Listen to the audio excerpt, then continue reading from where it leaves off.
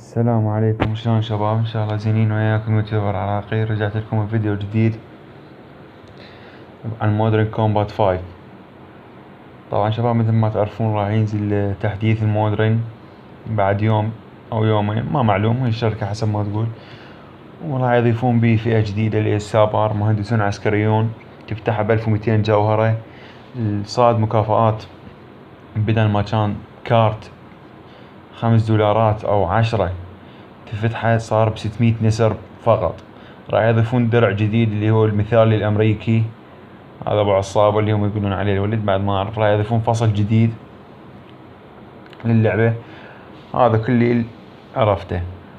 طبعا شباب هسه راح اعوفكم ويا المقطع. اذا عجبكم اللعب لا تنسون اللايك والاشتراك. في امان الله.